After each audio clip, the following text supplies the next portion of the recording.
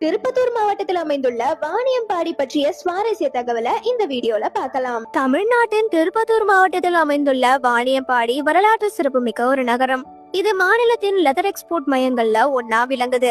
இங்க நூற்றாண்டுக்கும் பழமையான கல்வி நிறுவனங்கள், அதாவது முஸ்லிம் கல்வி சங்கம் மற்றும் தி ஹிந்து உயர்நிலை பள்ளி போன்றவை இங்க இருக்கு. இந்த நகரத்தின் முக்கிய அடையாளங்கள்ல ஒன்னா அதிதீஸ்வரர் கோவிலானது விளங்குது. சிவனுக்காக அர்ப்பணிக்கப்பட்ட இந்த பழமையான கோவில் பாலாறு நதிக்கரையில அமைந்திருக்கு. ஏலகிரி வாணியம்பாடி நகரத்திலிருந்து சுமார் 25 கிலோமீட்டர் தூரத்துல தான் அமைந்திருக்கு. இந்த இடத்துக்கு எப்படி இந்த பெயர் வந்தது அப்படின்னு பார்க்கும்போது சில இடங்கள்ல குறிப்பிட்டிருக்கிறது என்னன்னா, பழங்காலத்துல இப்பகுதியில வணிகர்கள் குடியேறி தங்களுடைய வணிக நடவடிக்கைகளை மேற்கொண்டு வந்தாங்க. அக்காலத்துல இங்க வர்த்தக செயல்பாடுகள் மிக சிறப்பா நடந்ததுனால இந்த ஊர் வாணியர்பாடி அப்படின்னு பெயர் சூடப்பட்டதுன்னு சொல்லப்படுது. காலப்போக்கில் அதுவே மருவி வாணியம்பாடி ஆச்சுன்னு சொல்றாங்க. அதே போல வாணியம்பாடிக்கு இன்னொரு புராண காரணமா என்ன சொல்றாங்க அப்படின்னு பாத்தீங்கன்னா, மாணியம்மை அப்படின்றது சரஸ்வதி தேவியை குறிக்குது மற்றும் பாடி அப்படின்றது பாடுதல் அப்படின்னு சொல்றாங்க.